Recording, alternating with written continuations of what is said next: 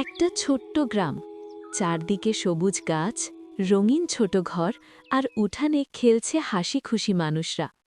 এই গ্রামের সবকিছুই শোকে ভরা। এই গ্রামেই থাকত রিফাত, ছোট্ট, সাহসী আর খুব দয়ালু ছেলে। প্রতিদিন সে খেলত, হেসে মানুষের মন ভরাত। কিন্তু একদিন সকালে সবাই ঘুম থেকে উঠে বিস্মিত হয়ে দেখল গ্রামের সব রং যেন হঠাৎ উধাও। ফুলগুলো সাদা, ঘরগুলো ধূসর, আকাশও নেই নীল। চারপাশে শুধু ধূসর অবস্থা আর নিস্তব্ধতা। গ্রামের মানুষ একসাথে জড়ো হল। কেউ বুঝতে পারছিল না কিভাবে এমন হল। শিশুরা মায়ের হাতে হাত চেপে ধরেছে, সবাই ভয় পেয়ে চুপচাপ।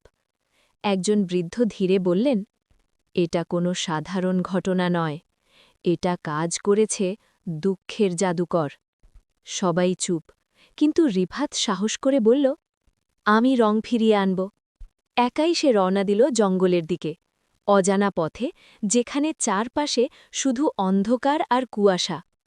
দূরে সে খুঁজে পেল একটি প্রাচীন গুহা। ভেতর থেকে আসছিল অদ্ভুত আলো। গুহার ভেতরে ছিল একজন জাদুকর, একাই, দুঃখে ভরা আর চুপচাপ। রিফাত ভয় না পেয়ে জিজ্ঞেস করল, আপনি আমাদের গ্রামের রং কেন চুরি করেছেন?